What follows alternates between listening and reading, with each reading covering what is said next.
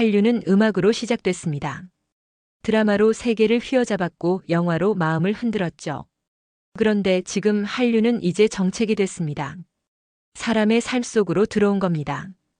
2025년대만 한 남자가 한국의 데이터를 펼쳤을 때 그가 본 건 단순한 숫자가 아니었습니다. 그건 사람을 향한 약속이었고 신뢰였고 희망이었습니다. 지금부터 시작되는 이야기는 2,300만 명의 마음을 움직인 진짜 한류의 이야기입니다. 구독과 좋아요를 눌러주시고 감동의 대한민국이라고 댓글을 남겨주세요. 대만 타이베이의 밤은 유난히 밝습니다. 네온사인이 거리를 수놓고 24시간 편의점마다 불이 켜져 있죠. 하지만 그 불빛 아래 걷는 사람들의 얼굴은 점점 어두워지고 있었습니다. 물가가 올랐습니다.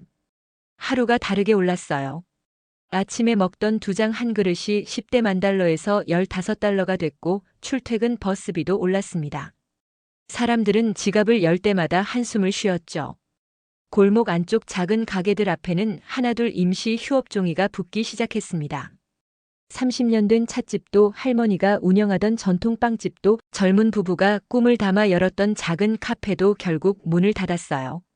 불이 꺼진 가게들 앞을 지나는 사람들의 발걸음은 무거웠고 그들의 어깨는 축 처져 있었습니다. 재무부 6층 복지정책실의 작은 사무실. 지혜는 책상 앞에 앉아 고개를 숙이고 있었습니다. 그의 손 위엔 보고서 한 장이 놓여 있었어요. 표지에는 몇 글자가 적혀 있었죠. 2025년 예산 긴축안 최종 검토. 그 말은 곧 국민들에게 줄 돈을 줄이자는 뜻이었습니다. 더 쉽게 말하면 사람들을 더 힘들게 하자는 거였죠. 지혜는 펜을 들었다 놓았다를 반복했습니다. 사인만 하면 되는 거였어요. 그냥 이름 석자만 쓰면 됐습니다. 하지만 그의 손은 움직이지 않았습니다. 창밖을 봤습니다. 저 멀리 101빌딩이 보였어요. 불 켜진 창문들이 반짝이고 있었죠. 저 안에도 사람들이 있을 겁니다. 야근하는 직장인, 청소하는 미화원, 경비를 서는 이들. 모두 각자의 삶을 살아가는 사람들이었습니다. 지혜는 깊게 숨을 들이쉬었습니다. 그리고 천천히 컴퓨터를 켰습니다. 화면이 밝아지면서 바탕화면에 폴더 하나가 보였어요. 이름은 간단했습니다. 한국. 클릭했습니다. 폴더 안에는 문서 파일 하나가 있었어요. 한국 2025 민생지원금 모델. 지혜는 이 파일을 한국 유학 시절 직접 번역해서 만들었습니다. 밤을 새워가며 한 글자 한 글자 옮겼죠. 당시엔 그냥 공부였습니다. 나중에 쓸 수도 있겠다는 생각으로 정리해둔 자료였어요. 그런데 지금 이 순간 그 파일이 다시 그의 눈앞에 있었습니다. 파일을 열었습니다. 첫 페이지에는 한 문장이 크게 적혀 있었어요. 모든 국민에게 단 하루도 늦지 않게. 지혜는 그 문장을 소리 없이 읽었습니다. 한 번, 두 번, 세 번. 읽을수록 가슴이 두근거렸어요. 이게 가능한 일일까? 정말 모든 국민에게 돈을 줄 수 있을까? 그것도 단 하루도 늦지 않게. 그는 스크롤을 내렸습니다. 한국의 데이터가 펼쳐졌어요. 인구 5천만 명, 지급기간 3주, 국민 만족도 98%. 행정 오류율 0.02%. 숫자들이 눈에 들어왔지만 지혜가 본 건 숫자가 아니었습니다. 그건 시스템이었고 신뢰였고 무엇보다 사람을 향한 마음이었습니다. 한국은 어떻게 가능했을까? 지혜는 중얼거렸습니다. 그때 기억이 떠올랐어요. 3년 전 서울. 그는 교환학생으로 한국에 있었습니다. 연세대학교 행정학과 대학원이었죠. 그때가 바로 한국 정부가 전 국민 지원금을 처음 시행하던 시기였습니다. 지혜는 수업이 끝나면 서울 거리를 걸었어요. 명동, 홍대, 강남, 이태원. 어디를 가도 사람들은 바빴지만 밝았습니다. 골목마다 불빛이 켜져 있었고 작은 빵집들이 다시 문을 열었죠. 어느 날 저녁 지혜는 학교 근처 작은 빵집에 들어갔습니다. 갓 구운 빵 냄새가 가게를 가득 채우고 있었어요. 주인 아주머니가 환하게 웃으며 그를 맞았죠. 지혜는 단팥빵 하나를 샀습니다. 계산대 옆에는 작은 감사 편지가 붙어 있었어요. 정부 지원금 덕분에 다시 시작할 수 있었다는 내용이었습니다. 아주머니의 눈가에 주름이 깊게 패였지만 그 눈빛은 반짝였습니다. 가게 안은 따뜻했고 빵 냄새는 달콤했어요. 지혜는 그 빵을 들고 한강을 걸었습니다. 다리 위에서 강물을 내려다봤어요. 불빛이 물결 위에서 흔들렸죠. 그때 문득 생각했습니다. 이게 정책이구나. 숫자로 끝나는 게 아니라 사람의 삶으로 이어지는 거구나. 그날 밤 지혜는 기숙사로 돌아와 노트를 폈습니다. 그리고 펜을 들어 한 문장을 적었어요. 복지는 예산이 아니라 사람이다. 한국에서 배운 것. 다음 날 지혜는 지도 교수를 만났습니다. 정책학의 거장이라 불리는 김 교수였죠. 사무실은 책으로 가득 차 있었고 창밖으로는 은행나무가 보였습니다. 지혜는 조심스럽게 질문을 던졌어요. 한국은 어떻게 이렇게 빠르게 지원금을 줄 수 있었는지. 김 교수는 잠시 창밖을 보다가 천천히 입을 열었습니다. 시스템이 있었기 때문이라고. 하지만 시스템만으론 안 된다고. 가장 중요한 건 사람을 믿는 마음이라고. 국민을 믿고 공무원을 믿고 이 정책이 옳다는 걸 믿는 거라고. 그 믿음이 없으면 아무리 좋은 시스템도 작동하지 않는다고 말했습니다. 김 교수는 책장에서 파일 하나를 꺼냈습니다. 한국 민생지원금 모델의 설계도였어요. 지혜에게 건네며 언젠가 대만으로 돌아가면 쓸 날이 있을 거라고 했죠. 지혜는 그 파일을 두 손으로 받았어요. 무거웠습니다. 종이의 무게가 아니라 책임의 무게였죠. 김 교수는 지혜의 어깨를 두드리며 한마디 더 남겼습니다. 복지는 숫자가 아니라 사람이라는 것. 그걸 잊지 말라고. 지혜는 고개를 끄덕였습니다. 그 말이 가슴 깊이 새겨졌어요. 서울을 떠나는 날 지혜는 인천공항 창밖을 바라봤습니다. 비행기가 활주로를 달리기 시작했어요. 서울의 불빛이 점점 작아졌죠. 지혜는 가방 속 파일을 만지작거렸습니다. 언젠가 이걸 쓸 날이 올까. 그때는 그냥 막연한 상상이었습니다. 그런데 지금 3년이 흐른 지금 그 파일이 다시 그의 손 안에 있었습니다. 지혜는 화면 속 문서를 내려다봤어요. 데이터가, 그래프가, 설계도가 펼쳐져 있었습니다. 하지만 그가 정말로 본 건 따로 있었어요. 서울 골목의 빵집, 환하게 웃던 아주머니, 한강의 불빛, 그리고 김 교수의 말. 복지는 숫자가 아니라 사람이다. 지혜는 눈을 감았습니다. 깊게 숨을 들이쉬었어요. 그리고 천천히 눈을 떴습니다. 그의 눈빛이 달라져 있었어요. 더 이상 흔들리지 않았습니다. 지혜는 책상 위에 보고서를 집어들었습니다. 2025년 예산 긴축안. 그리고 그걸 서랍 깊숙이 밀어넣었어요. 대신 새 종이를 꺼냈습니다. 맨 위에 제목을 적었죠.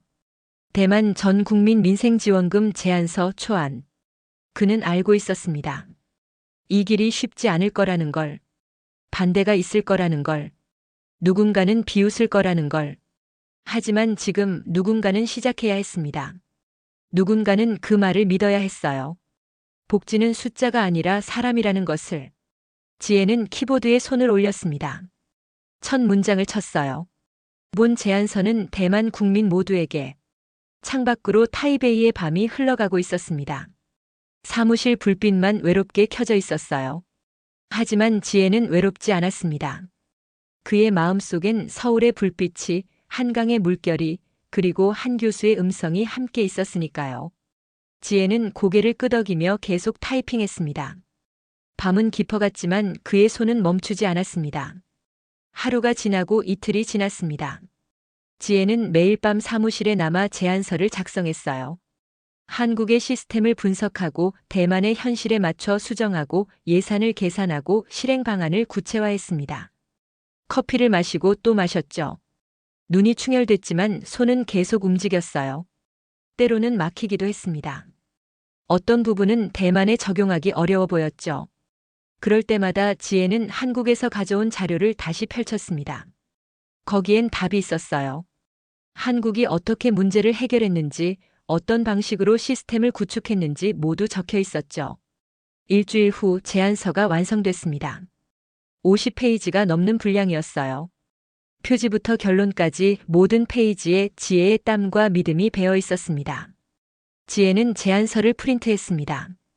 프린터 소리가 조용한 사무실에 울렸어요. 한 장 한 장 나올 때마다 지혜의 심장도 함께 뛰었습니다. 제안서를 손에 든 지혜는 창밖을 봤습니다. 새벽이 밝아오고 있었어요. 동쪽 하늘이 붉게 물들었죠. 새로운 하루가 시작되고 있었습니다.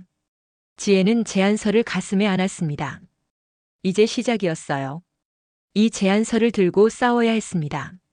설득해야 했고 증명해야 했죠. 혼자가 아니라는 걸, 이게 가능하다는 걸, 사람을 믿는다는 게 무엇인지 보여줘야 했습니다. 출근 시간이 됐습니다. 동료들이 하나둘 사무실에 들어왔어요. 지혜의 모습을 보고 놀랐습니다.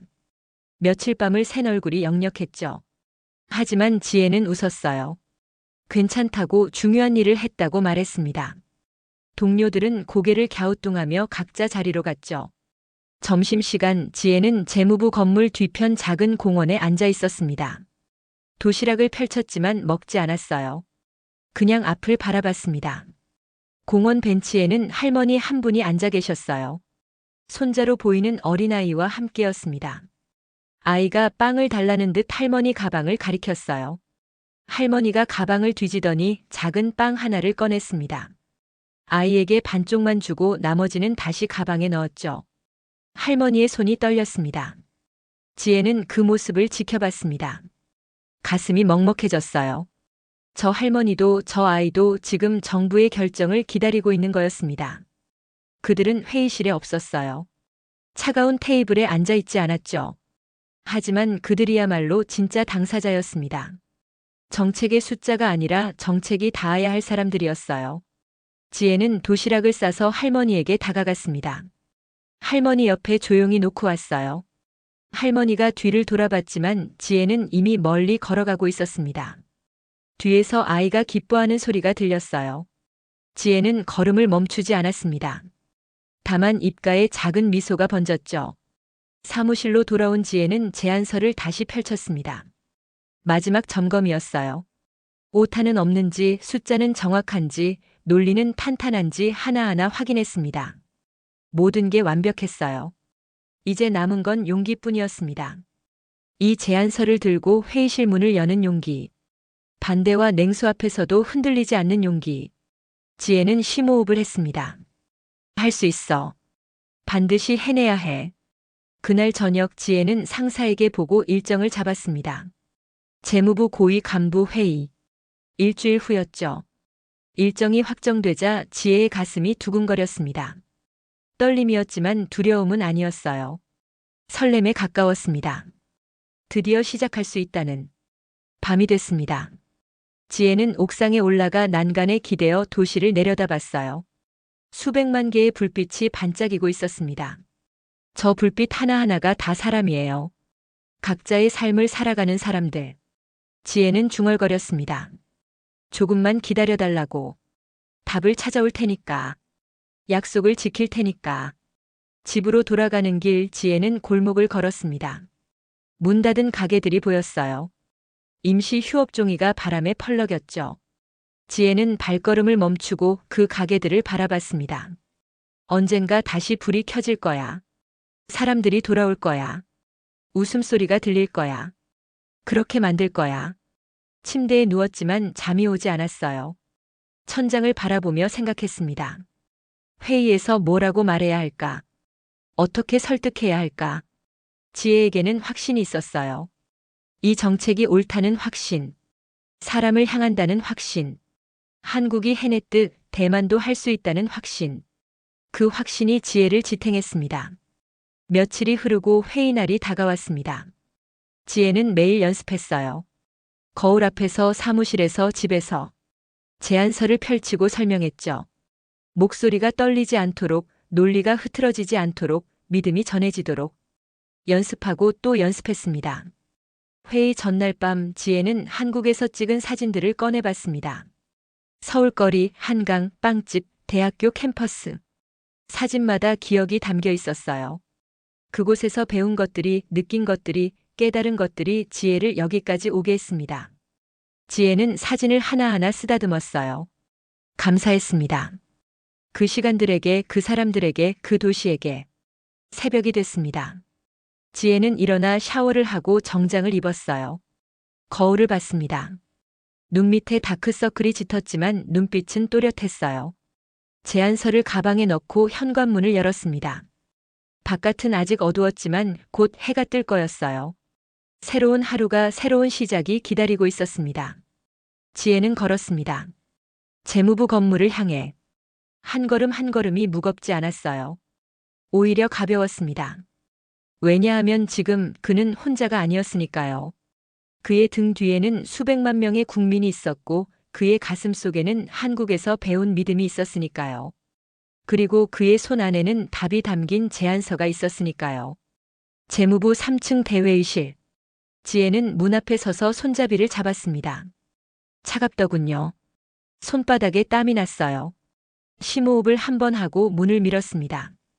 12명의 고위 간부들이 긴 테이블에 둘러앉아 있었어요. 모두 지혜를 바라봤습니다. 그 시선이 무겁게 느껴졌죠. 공기도 무거웠습니다. 에어컨이 돌아가고 있었지만 숨이 막히는 것 같았어요. 재무부 차관이 턱으로 자리를 가리켰습니다. 지혜는 테이블 끝자리에 앉았어요. 가방에서 서류 뭉치를 꺼냈습니다. 준비한 지 일주일. 밤을 새워 만든 제안서였죠. 표지에는 글자가 선명하게 박혀 있었습니다. 대만 전 국민 민생지원금 실행계획안. 지혜는 제안서를 한 부씩 나눠줬어요. 간부들은 표지를 보더니 고개를 갸우뚱했습니다. 누군가는 코웃음을 쳤고 누군가는 눈썹을 찌푸렸어요. 한 국장이 제안서를 펼치지도 않고 물었습니다. 전 국민 현금 지급이라니 이게 무슨 소리냐고. 포퓰리즘 아니냐고. 다른 국장도 거들었어요. 지금 세수도 부족한데 무슨 돈으로 하자는 거냐고. 회의실 분위기가 차갑게 식어갔습니다. 지혜는 침묵했습니다. 서두르지 않았어요. 대신 천천히 종이 한 장을 꺼내 테이블 가운데 놓았습니다. 5,283억 대만 달러. 지혜의 목소리가 회의실에 울렸습니다. 작년 초과 세수라고 설명했죠. 예상보다 많이 거친 세금이라고. 이 돈을 그냥 국고에 쌓아만 둘 거냐고 조심스럽게 물었습니다. 간부들이 서류를 넘기는 소리가 멈췄어요. 잠시 정적이 흘렀습니다. 차관이 팔짱을 끼고 지혜를 바라봤어요. 그 시선은 날카로웠습니다. 지혜는 노트북을 열었습니다. 프로젝터가 켜지면서 화면이 벽에 비쳤어요. 한국의 행정 시스템 설계도였습니다. 간부들의 눈이 화면으로 향했죠. 지혜는 차분하게 설명을 시작했습니다. 이건 한국 정부가 2025년에 시행한 민생지원금 시스템이라고. 화면을 넘겼어요. 인구 5천만 명, 지급기간 단 3주, 행정 오류율 0.02%, 국민 만족도 98%. 숫자가 하나씩 나타날 때마다 간부들의 표정이 미묘하게 변했습니다. 불가능해 보인다는 걸 지혜도 알고 있었어요. 자신도 처음엔 그랬다고 말했습니다. 하지만 한국은 해냈다고. 어떻게 가능했는지 설명하겠다고 했죠. 다음 슬라이드로 넘어갔어요. 화면에 시스템 구조도가 떴습니다. 첫째, 통합 데이터베이스. 둘째, 실시간 검증 시스템. 셋째, 단계별 실행 계획. 지혜는 하나씩 짚어가며 설명했어요. 목소리에 떨림이 있었지만 단단했습니다. 이건 단순히 돈을 나눠주는 게 아니라고 지혜는 말했습니다. 화면을 껐어요. 그리고 간부들을 똑바로 바라봤습니다. 이건 신뢰의 문제라고. 국민이 정부를 믿을 수 있느냐 없느냐의 문제라고. 지금 거리의 사람들은 묻고 있다고 했죠. 정부는 우리를 보고 있느냐고. 우리의 어려움을 아느냐고. 우리에게 답을 줄 수 있느냐고. 회의실이 잠시 조용해졌습니다. 누군가 기침을 했고 누군가는 펜을 만지작거렸어요. 하지만 그 침묵은 오래가지 않았어요. 한 간부가 비웃음을 터뜨렸습니다. 한국이 했다고 대만도 할 수 있다는 건 순진한 생각 아니냐고. 다른 간부가 거들었죠. 시스템이 다르고 문화가 다르고 상황이 다른데 어떻게 똑같이 한다는 거냐고. 지혜는 입술을 깨물었습니다. 시스템은 배울 수 있다고 대답하려 했어요. 중요한 건 그게 아니라고 말하려 했죠. 하지만 차관이 탁자를 쳤습니다. 중요한 건 현실이라고 목소리를 높였어요. 예산 부족, 행정력 한계, 정치적 반발. 이걸 어떻게 극복할 거냐고 따졌습니다. 지혜는 대답하려 했습니다. 하지만 말이 목구멍에서 막혔어요. 차관은 서류를 덮으며 한마디 던졌습니다. 아이디어는 좋지만 현실성이 없다고. 이건 꿈이라고. 재무부는 꿈을 다루는 부서가 아니라고. 다른 간부들도 고개를 끄덕였습니다. 한 명 한 명 회의실을 나가기 시작했어요. 의자가 밀리는 소리, 서류 정리하는 소리, 문 닫히는 소리. 그 소리들이 지혜의 귓가에 울렸습니다. 지혜는 그 자리에 서 있었어요. 텅 빈 회의실에 혼자 남았죠. 프로젝터 불빛만 하얗게 벽을 비추고 있었습니다. 창밖을 봤습니다. 타이베이 시내가 보였어요. 자동차가 오가고 사람들이 걸어 다녔습니다. 저 사람들은 알까요? 정부가 지금 무엇을 고민하는지. 아니, 고민조차 하지 않는다는 걸. 지혜는 주먹을 쥐었습니다. 손톱이 손바닥에 박혔어요. 아팠지만 그 아픔이 현실을 일깨워줬습니다. 사무실로 돌아왔습니다. 책상 위엔 서류가 산더미처럼 쌓여 있었어요. 일상적인 업무들이었죠. 예산 검토, 회계 감사, 정책 보고서. 지혜는 의자에 앉아 고개를 떨궜습니다. 무력감이 밀려왔어요. 혼자서는 안 되는 걸까? 아무리 좋은 계획이 있어도, 아무리 절실해도 혼자서는 결국 아무것도 바꿀 수 없는 걸까? 제안서가 책상 위에 놓여 있었습니다. 며칠 밤을 새워 만든 그 제안서가 이제는 무용지물처럼 느껴졌어요. 점심시간이 됐습니다. 지혜는 식당에 가지 않았어요. 그냥 자리에 앉아 있었죠. 동료 하나가 다가와 괜찮냐고 물었습니다. 회의가 어땠냐고. 지혜는 고개를 저었어요. 그냥 웃으며 괜찮다고 했습니다. 동료는 걱정스러운 눈빛으로 바라보다가 자리로 돌아갔죠. 사무실은 한산했습니다. 대부분 점심을 먹으러 나갔거든요. 지혜는 혼자였어요. 휴대폰을 꺼냈습니다. 화면을 켰다 껐다를 반복했어요. 누구에게 전화할까? 누구에게 이 답답함을 털어놓을까? 하지만 번호를 누르지 못했습니다. 뭐라고 말해야 할지 몰랐거든요. 실패했다고 말하기엔 너무 허무했고 포기했다고 말하기엔 아직 이른 것 같았어요. 그때 문자가 왔습니다. 김 교수였어요. 요즘 어떤가 하는 짧은 안부였습니다. 지혜는 화면을 멍하니 바라봤어요. 서울. 그곳이 떠올랐습니다. 김 교수의 사무실, 창밖의 은행나무, 그리고 그날의 대화. 복지는 숫자가 아니라 사람이라던 그 말. 지혜는 천천히 답장을 쳤습니다. 교수님께 여쭤볼 게 있다고. 혹시 다시 서울로 가도 될지. 전송 버튼을 누르고 한참을 기다렸어요. 답장은 금방 왔습니다.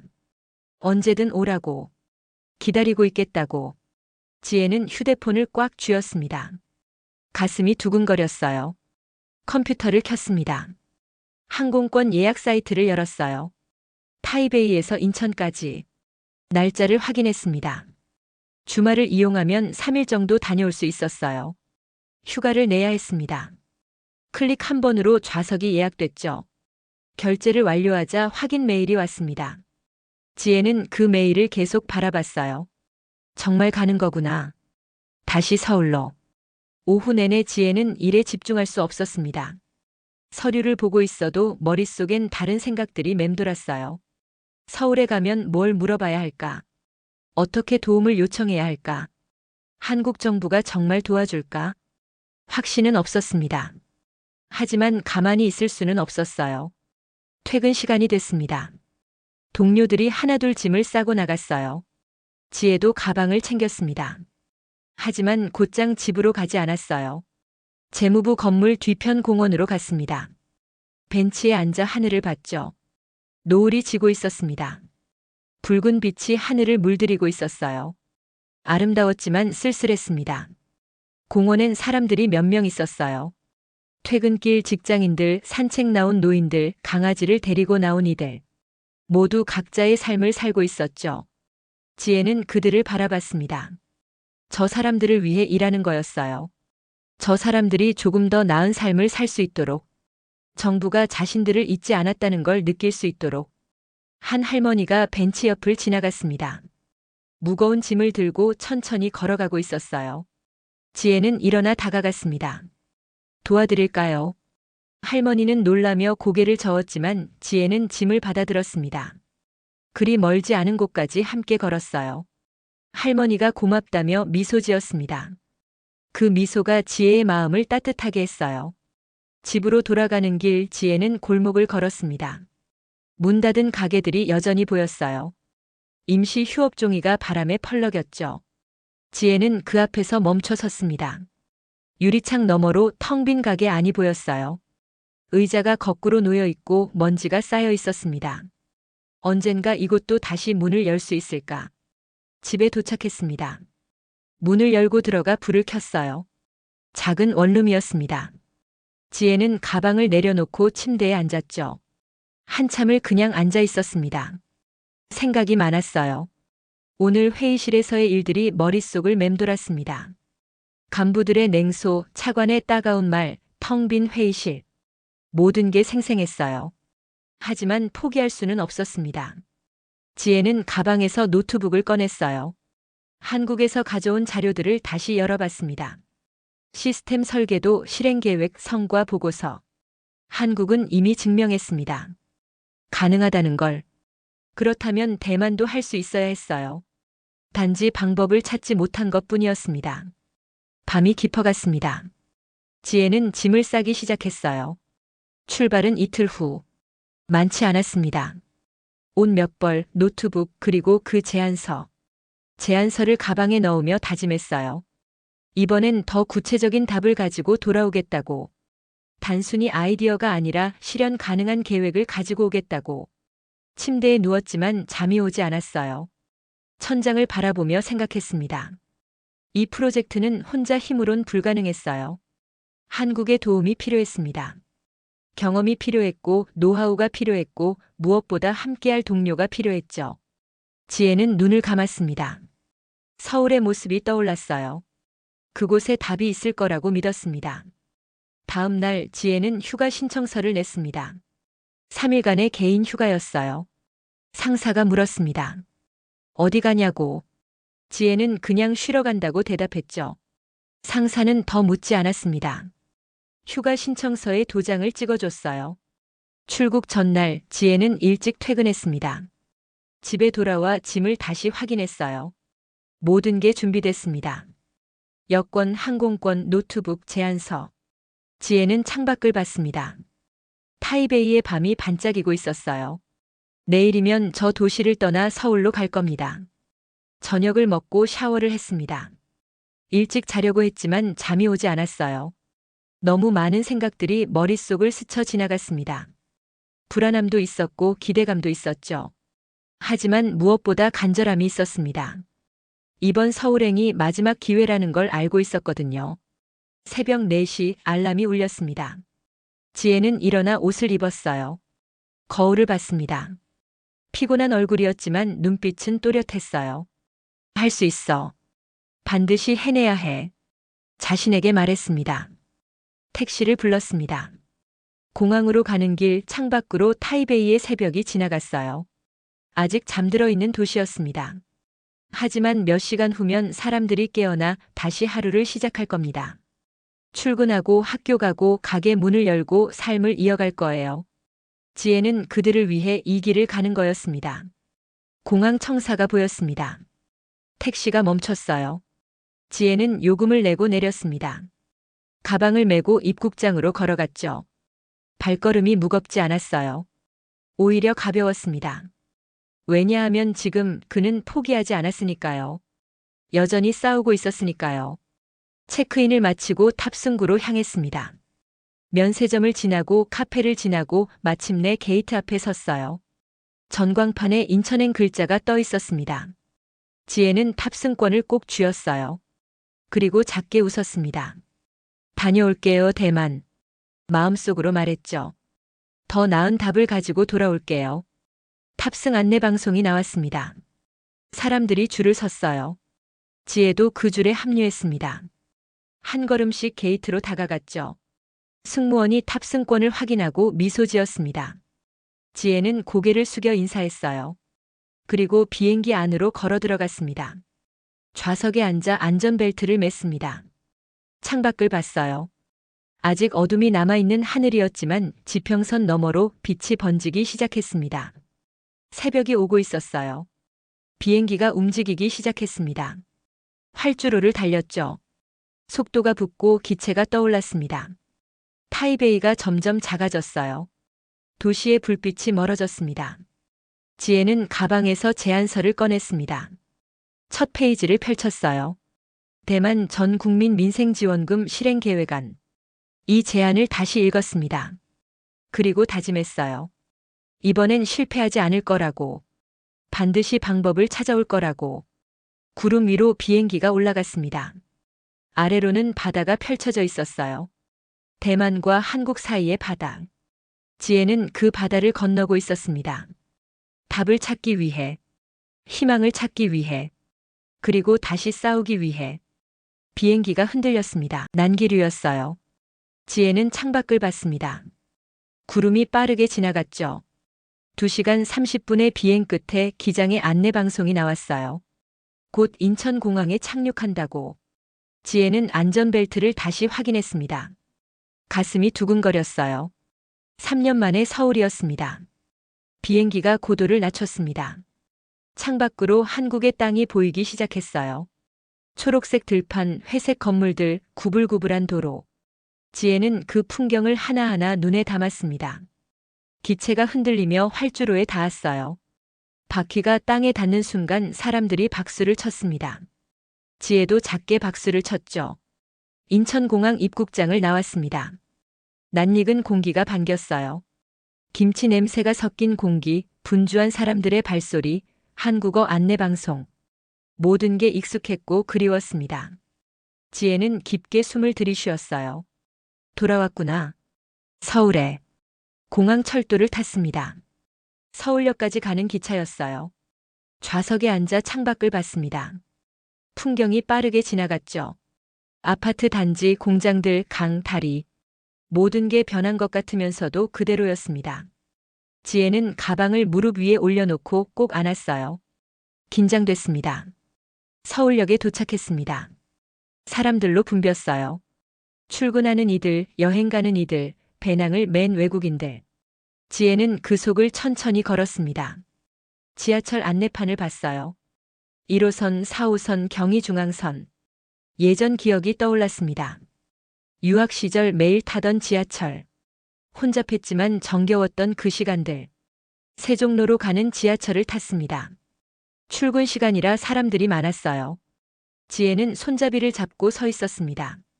사람들 사이에 끼어 흔들리며 서 있자니 마치 이곳 사람이 된 것 같았어요. 안내방송이 나왔습니다. 곧 광화문역이라고. 지하철에서 내려 지상으로 올라왔습니다. 눈앞에 광화문 광장이 펼쳐졌어요. 세종대왕 동상이 여전히 그 자리에 서 있었습니다. 사람들이 광장을 가로질러 걸어가고 있었죠. 지혜도 그 뒤를 따라 걸었습니다. 아침 햇살이 따뜻했어요. 세종로 정부청사 앞에 섰습니다. 높은 건물이 하늘을 향해 솟아 있었어요. 지혜는 고개를 들어 건물을 올려다봤습니다. 여기서 모든 게 시작됐죠. 한국의 민생지원금 정책이, 수천만 명의 삶을 바꾼 그 결정이. 지혜는 계단을 올라 로비로 들어갔습니다. 방문증을 받고 엘리베이터를 탔어요. 7층 버튼을 눌렀습니다. 디지털 행정 시스템 담당 부서였죠. 엘리베이터가 올라가는 동안 지혜는 거울에 비친 자신을 봤습니다. 피곤한 얼굴이었지만 눈빛만은 또렷했어요. 할 수 있어. 다시 한번 자신에게 말했습니다. 7층에서 내렸습니다. 복도를 따라 걸어갔어요. 복도 양쪽으로 사무실들이 늘어서 있었습니다. 창문 너머로 서울 시내가 보였죠. 지혜는 예약해둔 회의실 앞에 섰습니다. 문패에 작은 글씨가 적혀 있었어요. 제2회의실. 노크를 했습니다. 들어오라는 목소리가 들렸어요. 지혜는 문을 열고 들어갔습니다. 한 남자가 테이블 앞에 앉아 있었어요. 40대 초반으로 보이는 깔끔한 인상이었습니다. 그가 일어나 손을 내밀었죠. 지혜도 손을 내밀어 악수했습니다. 손이 따뜻했어요. 담당관은 지혜를 의자로 안내했습니다. 마주 앉았어요.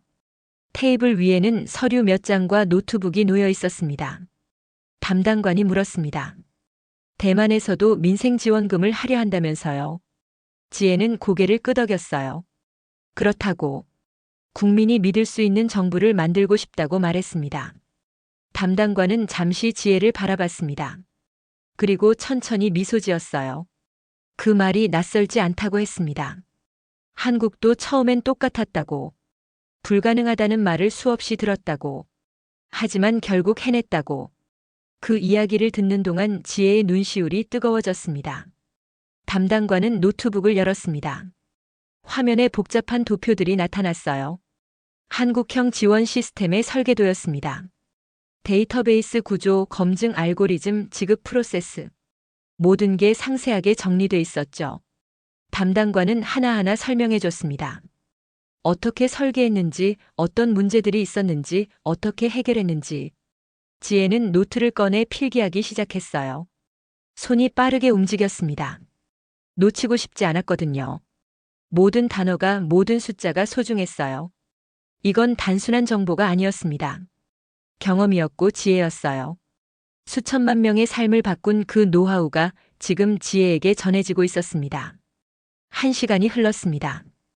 담당관은 설명을 멈추고 물 한 잔을 마셨어요. 지혜도 물을 마셨습니다. 목이 말랐죠. 담당관이 물었습니다. 대만의 상황은 어떤지. 지혜는 솔직하게 대답했어요. 반대가 많다고. 예산 문제, 행정력 문제, 정치적 반발. 모든 게 산더미 같다고. 담당관은 고개를 끄덕였습니다. 이해한다고 했어요. 한국도 똑같았다고. 하지만 중요한 건 첫걸음을 떼는 거라고. 일단 시작하면 길이 보인다고. 그 말이 지혜의 가슴을 파고들었습니다. 그렇죠. 시작하는 거였어요.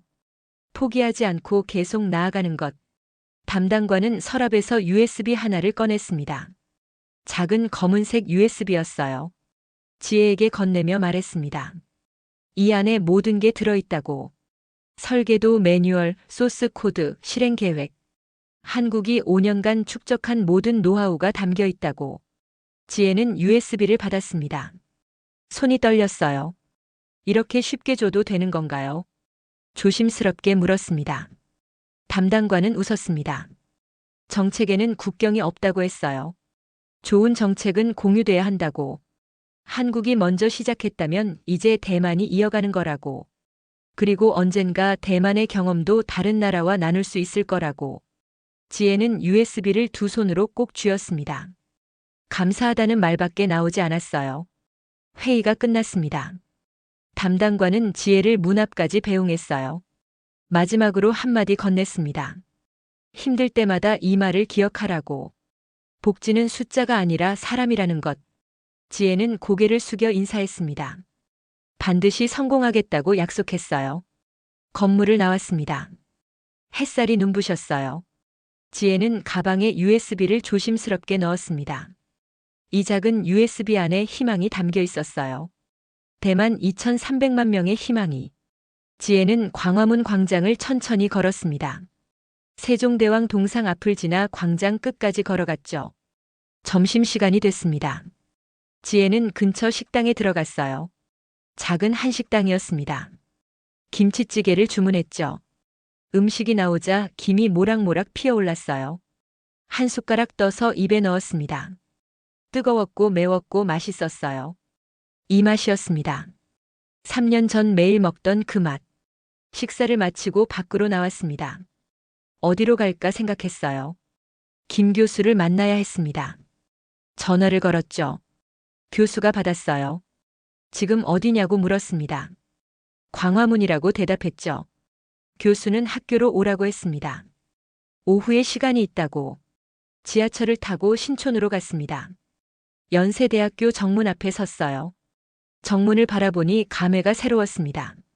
3년 전 매일 드나들던 이 문. 지혜는 천천히 캠퍼스 안으로 걸어 들어갔습니다.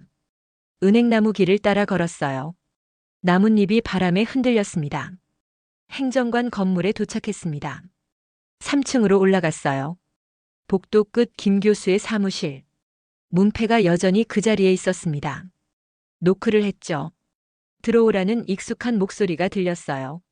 문을 열고 들어갔습니다. 김 교수가 책상에서 일어나 반겼어요. 많이 늙은 것 같았습니다. 머리에 흰머리가 더 늘었고 주름도 깊어졌어요. 하지만 눈빛만은 여전히 날카로웠습니다. 교수는 지혜를 꼭 안았어요. 지혜도 교수를 안았습니다. 따뜻했어요. 소파에 앉았습니다. 교수가 차를 내왔어요. 녹차였습니다. 김이 피어올랐죠. 교수가 물었습니다. 어떻게 지냈냐고. 지혜는 대만에서의 일들을 이야기했어요.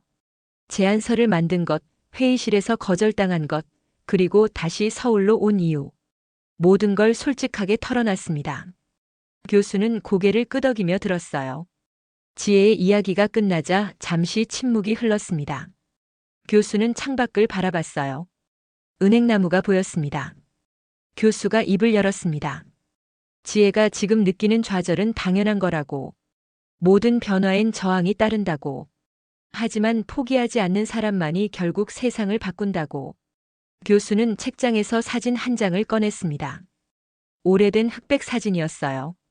한 무리의 사람들이 찍힌 사진이었습니다. 교수가 설명했습니다. 1960년대 한국의 공무원들이라고. 아무것도 없던 시절이라고. 하지만 이 사람들이 꿈을 꿨다고. 가난을 벗어나는 꿈을.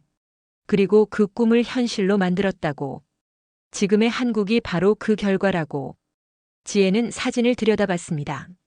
사진 속 사람들의 얼굴이 진지했어요. 결의에 찬 표정들이었습니다.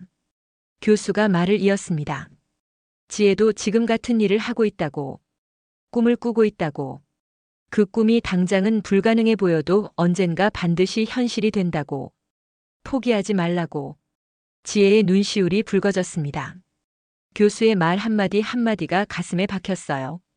울지 않으려 애썼지만 눈물이 흘러내렸습니다. 교수는 지혜의 어깨를 두드렸어요. 울어도 괜찮다고. 눈물은 약함이 아니라 진심의 증거라고. 한참을 울었습니다. 눈물이 멈추자 마음이 한결 가벼워졌어요. 교수는 티슈를 건넸습니다. 지혜는 눈물을 닦고 웃었어요. 죄송하다고. 교수는 고개를 저었습니다. 죄송할 것 없다고. 오히려 기특하다고.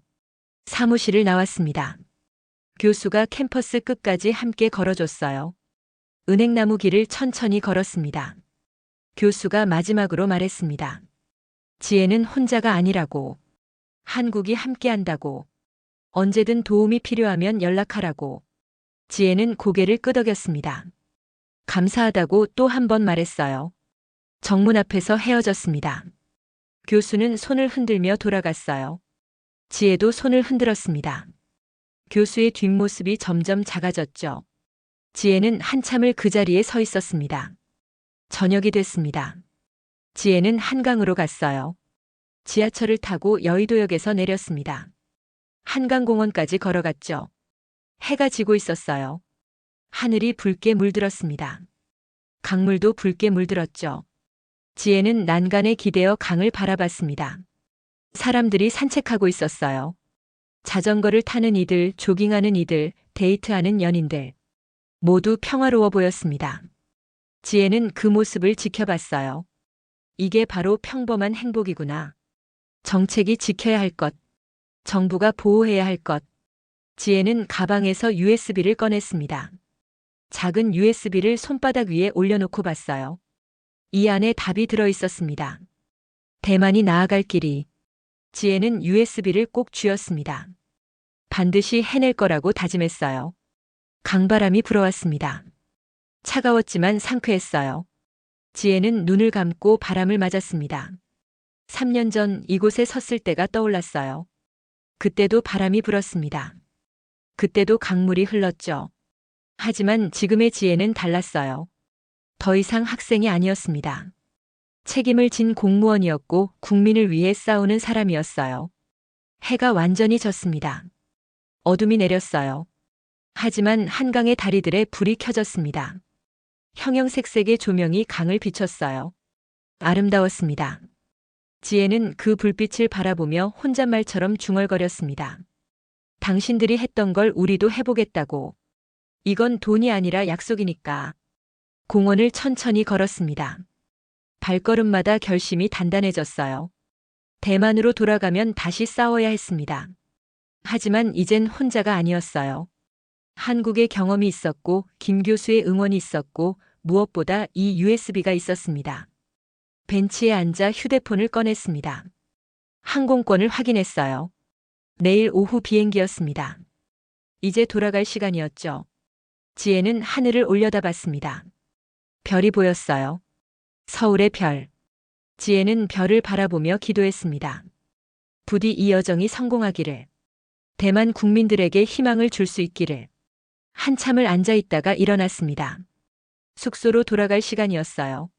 지하철을 타고 명동으로 갔습니다. 게스트하우스에 체크인했죠. 작은 방이었지만 깨끗했어요. 침대에 누워 천장을 봤습니다. 오늘 하루가 주마등처럼 지나갔어요. USB를 다시 꺼내 노트북에 꽂았습니다. 파일들을 열어봤어요. 설계도 매뉴얼, 보고서. 방대한 자료들이었습니다. 지혜는 하나하나 읽기 시작했어요. 밤이 깊어갔지만 잠들 수 없었습니다. 너무 소중한 자료들이었거든요. 새벽 2시가 됐습니다. 지혜는 노트북을 덮었어요. 눈이 피곤했지만 마음은 충만했습니다. 이제 준비됐어요. 대만으로 돌아가 다시 시작할 준비가. 지혜는 불을 끄고 누웠습니다. 곧 잠에 들었어요. 다음 날 아침 알람 소리에 눈을 떴습니다. 창밖이 환했어요. 햇살이 들어왔습니다. 지혜는 일어나 씻고 짐을 쌌습니다. 체크아웃을 하고 공항으로 향했어요. 지하철을 타고 서울역까지 갔습니다. 거기서 공항 철도로 갈아탔죠. 인천공항에 도착했습니다. 체크인을 마치고 탑승구로 갔어요. 면세점을 지나며 대만 친구들에게 줄 선물을 샀습니다. 작은 것들이었어요. 하지만 마음을 담았죠. 탑승 시간이 됐습니다. 비행기에 올랐어요. 좌석에 앉아 안전벨트를 맸습니다. 창밖을 봤습니다. 한국의 땅이 보였어요. 지혜는 작게 속삭였습니다. 고맙다고. 서울. 다시 올게. 더 좋은 소식을 가지고. 비행기가 이륙했습니다. 점점 높이 올라갔어요. 서울이 작아졌습니다. 하지만 지혜의 마음속엔 서울이 크게 남아 있었어요. 그곳에서 배운 것들이, 받은 용기가, 얻은 희망이 지혜를 채우고 있었습니다. 구름 위를 날았습니다. 아래로는 바다가 펼쳐져 있었어요. 지혜는 가방 속 USB를 만졌습니다. 이 작은 것 안에 미래가 들어 있었어요. 대만의 미래가. 지혜는 눈을 감았습니다. 그리고 다짐했어요. 반드시 성공하겠다고. 국민들에게 약속을 지키겠다고. 이 시간 후 비행기가 타이베이에 착륙했습니다. 지혜는 창밖을 봤어요. 타이베이가 보였습니다. 고향이었어요. 돌아왔습니다. 이제 진짜 싸움이 시작될 거였어요. 하지만 지혜는 두렵지 않았습니다. 준비됐으니까요. 타이베이 공항에 내렸습니다. 지혜는 입국장을 빠져나와 택시를 탔어요. 기사에게 재무부라고 말했습니다. 택시가 출발했죠. 창밖으로 익숙한 풍경이 펼쳐졌어요. 타이베이의 거리, 101 빌딩, 사람들. 모든 게 그대로였습니다. 하지만 지혜는 달랐어요. 이제 답을 가지고 있었으니까요. 재무부에 도착했습니다.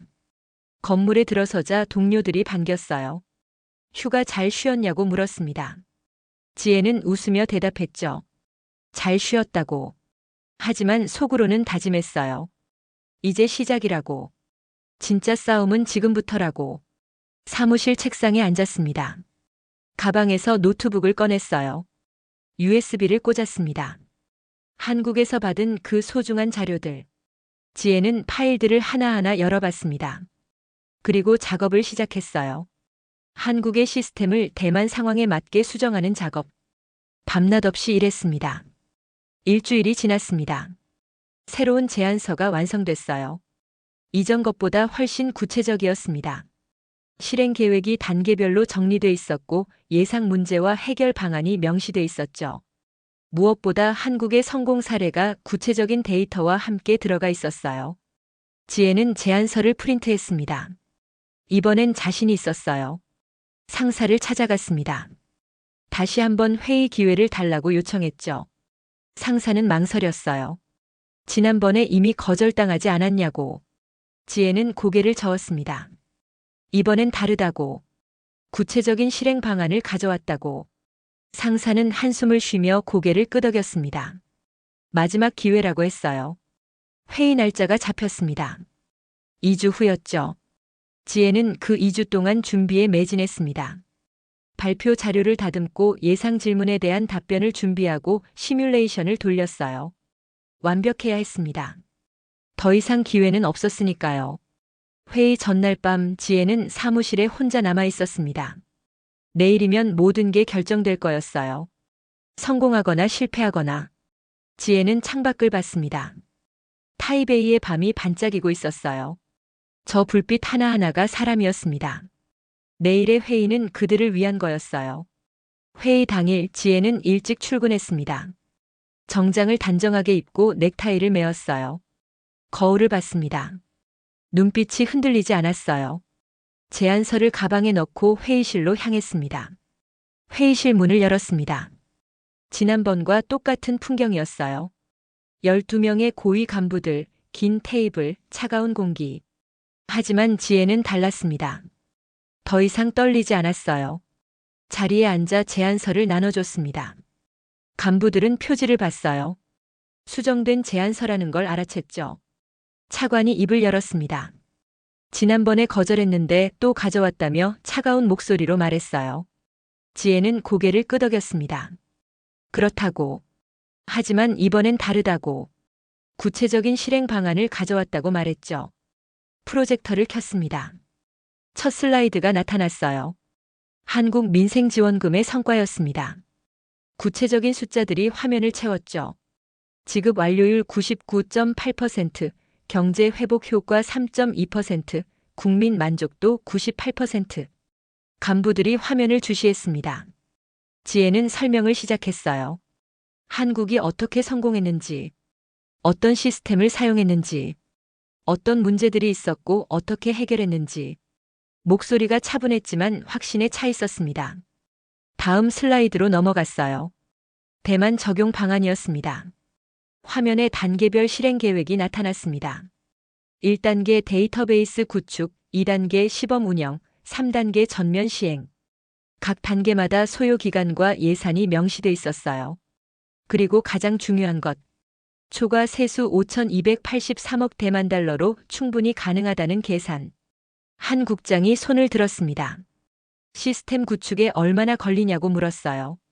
지혜는 즉시 대답했습니다. 한국의 노하우를 활용하면 3개월이면 가능하다고. 그리고 USB를 꺼내 보였습니다. 이 안에 모든 설계도가 들어있다고. 한국 정부가 제공한 거라고. 간부들의 표정이 달라졌습니다. 놀라움이었어요. 한국 정부가 협조한다는 것. 그건 단순한 아이디어가 아니라 실현 가능한 계획이라는 증거였습니다. 다른 국장이 물었어요. 행정 오류는 어떻게 방지하냐고. 지혜는 다음 슬라이드를 보여줬습니다. 실시간 검증 시스템이었어요. 인공지능 기반의 자동 검증, 이중 확인 프로세스, 오류 즉시 수정 체계. 한국이 개발해 검증된 시스템이라고 설명했습니다. 한국의 오류율 0.02%가 그 증거라고. 회의실 분위기가 변하고 있었습니다. 차가운 냉소가 조심스러운 관심으로 바뀌고 있었어요. 차관이 팔짱을 풀었습니다. 예산 문제는 해결됐다 치고 정치적 반발은 어떻게 할 거냐고 물었죠. 지혜는 준비한 답변을 내놓았습니다. 국민 여론조사 결과를 보여줬어요. 민생지원금에 대한 찬성률 78%. 국민들은 원하고 있었습니다. 정부의 도움을. 정치적 반발보다 국민의 목소리가 더 크다고 말했어요. 차관이 서류를 넘기며 읽기 시작했습니다. 다른 간부들도 진지하게 제안서를 검토했어요. 질문이 이어졌습니다. 하지만 이번엔 비판이 아니었어요. 실제로 구현하려면 어떻게 해야 하는지에 대한 질문들이었습니다. 지혜는 하나하나 성실하게 대답했어요. 1시간이 흘렀습니다. 차관이 펜을 내려놓았어요. 잠시 침묵이 흘렀습니다. 그리고 입을 열었죠. 좋다고. 해보자고. 단 시범 운영부터 시작하자고. 일부 지역에서 먼저 테스트해보고 문제 없으면 전국으로 확대하자고. 지혜의 가슴이 뛰었습니다. 성공이었어요. 완전한 승인은 아니었지만 시작할 수 있게 됐습니다. 지혜는 고개를 숙여 감사하다고 말했어요. 최선을 다하겠다고 약속했습니다. 회의가 끝났습니다. 간부들이 하나씩 나갔어요. 마지막으로 차관이 지혜에게 다가왔습니다. 손을 내밀었죠. 지혜도 손을 내밀어 악수했습니다. 차관이 말했어요. 잘 해보라고. 국민들이 기다리고 있다고. 지혜는 고개를 끄덕였습니다. 사무실로 돌아온 지혜는 의자에 주저앉았습니다. 긴장이 풀렸어요. 손이 떨렸습니다. 해냈어. 드디어 해냈어. 지혜는 휴대폰을 꺼냈습니다. 김 교수에게 문자를 보냈어요. 승인받았다고. 시작할 수 있게 됐다고. 답장이 금방 왔습니다. 축하한다고. 잘할 거라고 믿는다고. 다음 날부터 실행 준비가 시작됐습니다. 태스크포스가 구성됐어요. 지혜가 팀장이 됐습니다. 10명의 팀원들과 함께 시스템 구축 작업에 들어갔죠. 한국 정부와도 직접 연락을 취했습니다. 기술 지원을 받기로 했어요. 한 달이 지났습니다. 데이터베이스가 완성됐어요. 대만 국민 2,300만 명의 정보가 통합됐습니다. 검증 시스템도 구축됐죠. 테스트를 반복했습니다. 오류를 찾아내고 수정했어요. 밤낮 없이 일했습니다. 2달째 시범 지역이 선정됐습니다. 타이중시였어요. 인구 280만 명. 작지 않은 규모였습니다. 지혜와 팀원들은 타이중으로 내려갔어요. 현장에서 직접 시스템을 점검했습니다. 시범 운영 첫날 긴장됐습니다. 지혜는 관제센터에 앉아 모니터를 지켜봤어요. 신청이 시작됐습니다. 숫자가 올라가기 시작했죠. 1,000명, 10,000명, 10만 명. 시스템이 원활하게 작동하고 있었습니다. 문제가 생겼습니다. 일부 신청이 오류로 반려됐어요. 지혜는 즉시 원인을 파악했습니다. 주소 입력 형식 문제였어요. 빠르게 수정했습니다. 시스템을 업데이트했죠. 오류가 해결됐습니다. 일주일이 지났습니다. 타이중시 신청률 95%, 지급 완료율 98%, 행정 오류율 0.05%. 성공이었어요. 국민들의 반응도 좋았습니다. 뉴스에서 인터뷰가 나왔어요. 한 할머니가 말했습니다. 정부가 자신들을 잊지 않았다고. 감사하다고. 재무부로 보고가 올라갔습니다. 차관이 직접 타이중을 방문했어요. 현장을 둘러보고 시스템을 확인했습니다. 만족스러워했죠. 전국 확대를 승인했어요. 석 달째 대만 전역으로 확대됐습니다. 2,300만 명 전체가 대상이었어요. 기자회견이 열렸습니다. 재무부 차관이 단상에 섰어요. 전 국민 민생지원금 시행을 발표했습니다. 기자들이 카메라를 들이댔죠. 플래시가 터졌습니다. 차관 옆에 지혜도 서 있었습니다. 차관이 지혜를 소개했어요. 이 정책의 실무 책임자라고. 지혜는 고개를 숙여 인사했습니다. 기자들이 질문을 쏟아냈어요. 지혜는 차분하게 대답했습니다. 시스템은 안전하다고. 국민 모두에게 공정하게 지급된다고. 신청이 시작됐습니다. 첫날부터 신청이 폭주했어요. 하지만 시스템은 버텼습니다. 서버가 안정적으로 작동했죠. 지혜는 관제센터에서 24시간 모니터링했습니다. 팀원들과 교대로 지켰어요. 일주일 만에 신청률 90%를 돌파했습니다. 2주 만에 첫 지급이 시작됐어요. 은행 계좌로 돈이 입금됐습니다. 국민들이 확인했죠. 정말 들어왔다고. 감사하다고. SNS가 들끓었습니다. 한 달이 지났습니다. 지급 완료율 99.2%. 대만 역사상 가장 빠르고 정확한 복지 정책이었어요. 언론이 주목했습니다. 외신도 보도했죠. 대만의 성공적인 민생지원금 정책. 한국 모델을 벤치마킹했다는 내용이었습니다. 거리가 달라졌습니다. 문 닫았던 가게들이 다시 열렸어요. 임시 휴업종이가 떼어졌습니다. 불이 켜졌죠. 사람들이 돌아왔습니다. 골목마다 웃음소리가 들렸어요. 지혜는 어느 날 저녁 회사 근처를 걸었습니다. 작은 빵집 앞을 지나갔어요. 3개월 전 문을 닫았던 그 빵집. 그런데 불이 켜져 있었습니다. 문이 열려 있었어요. 지혜는 안으로 들어갔습니다. 주인 아주머니가 빵을 진열하고 있었어요. 환하게 웃으며 손님을 맞았습니다. 지혜는 단팥빵 하나를 샀어요. 계산대 옆에 작은 편지가 붙어 있었습니다. 정부 지원금 덕분에 다시 시작할 수 있었다고. 감사하다고. 지혜는 그 글을 읽으며 눈시울이 뜨거워졌습니다. 빵을 들고 공원으로 갔습니다. 벤치에 앉아 빵을 먹었어요. 달콤했습니다. 공원에는 할머니와 아이가 있었어요. 몇 달 전 봤던 그 할머니였습니다. 하지만 이번엔 달랐어요. 가방에서 빵을 여러 개 꺼냈습니다. 아이에게 하나 주고 자신도 먹었어요. 할머니가 웃고 있었습니다. 지혜는 그 모습을 지켜봤습니다. 가슴이 벅차올랐어요. 이거였구나. 정책이 닿아야 할 곳. 숫자가 아니라 사람. 통계가 아니라 살. 지혜는 빵을 한 입 베어 물며 웃었습니다. 사무실로 돌아왔습니다. 책상 위에 편지 한 통이 놓여 있었어요. 김 교수로부터였습니다. 지혜는 편지를 뜯어 읽었어요. 축하한다는 내용이었습니다. 대만이 해냈다고. 지혜가 해냈다고. 그리고 마지막 문장. 복지는 숫자가 아니라 사람이다. 그 믿음을 지켜줘서 고맙다고. 지혜는 편지를 가슴에 안았습니다. 눈물이 흘렀어요. 기쁨의 눈물이었습니다. 감사의 눈물이었죠. 한참을 울었습니다. 그리고 웃었어요. 창밖을 봤습니다. 타이베이의 밤이 반짝이고 있었어요. 예전과 똑같아 보였지만 달랐습니다. 저 불빛들 뒤에 희망이 있었어요. 정부를 믿는 마음이 있었죠. 지혜는 창문을 열었습니다. 바람이 들어왔어요. 따뜻했습니다.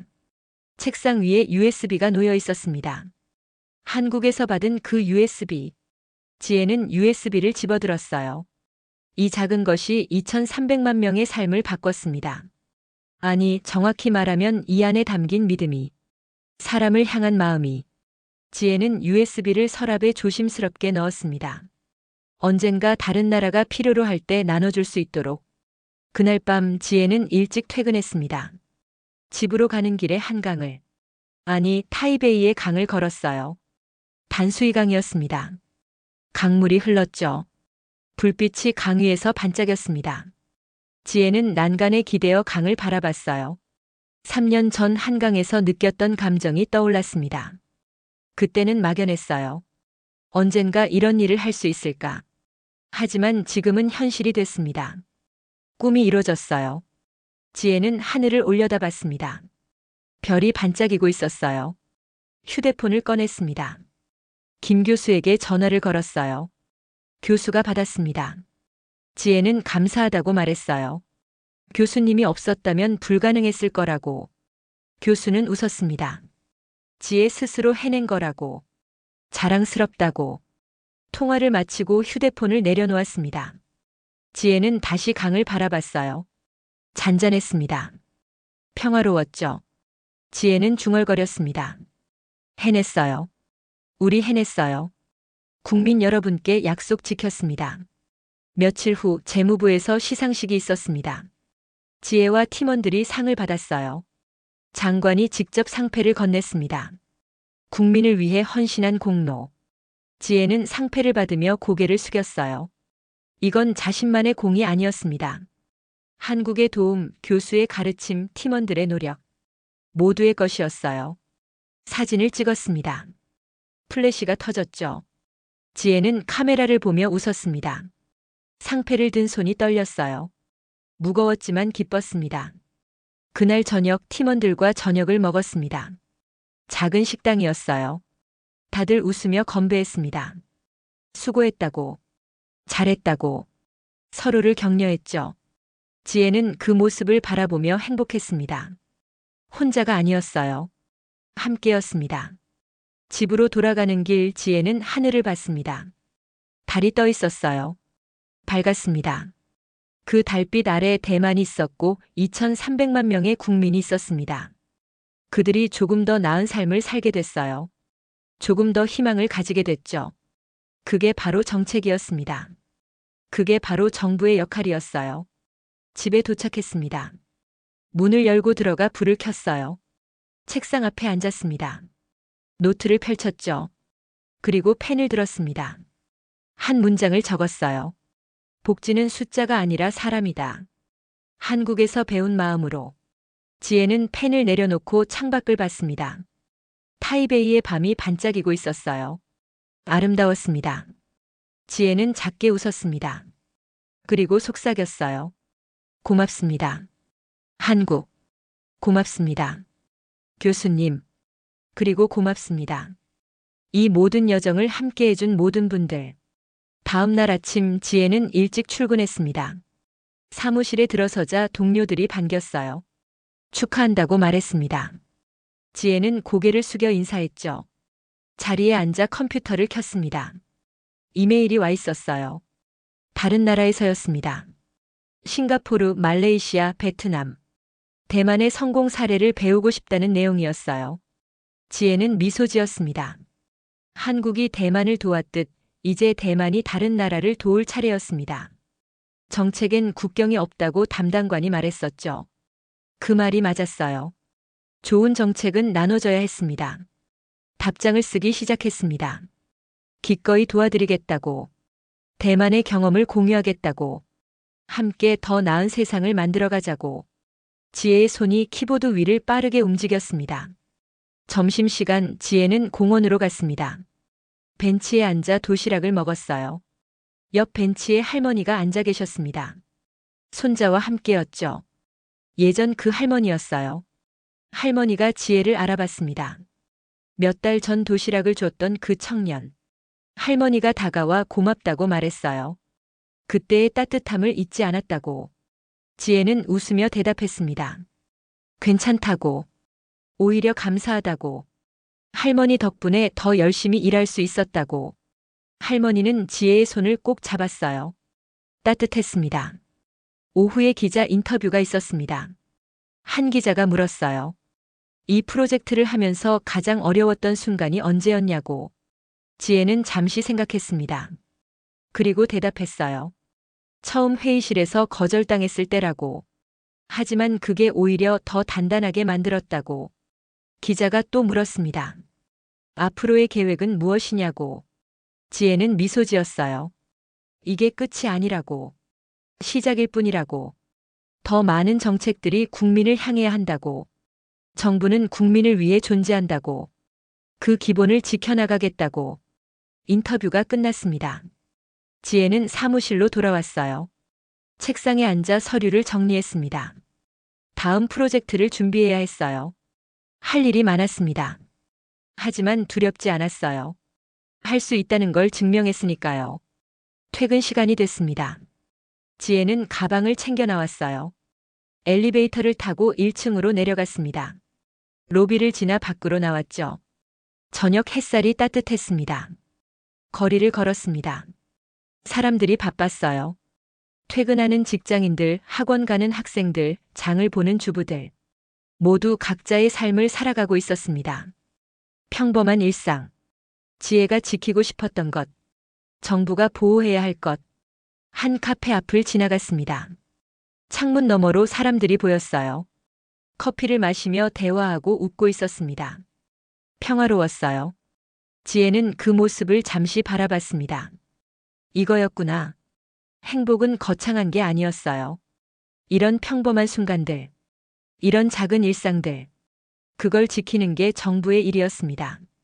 집에 도착했습니다. 열쇠로 문을 열고 들어갔어요. 불을 켜고 신발을 벗었습니다. 소파에 앉아 한숨을 쉬었죠. 피곤했지만 만족스러웠어요. 휴대폰을 확인했습니다. 메시지가 여러 개 와 있었어요. 친구들의 축하, 동료들의 격려, 그리고 김 교수의 메시지. 지혜는 하나하나 읽었습니다.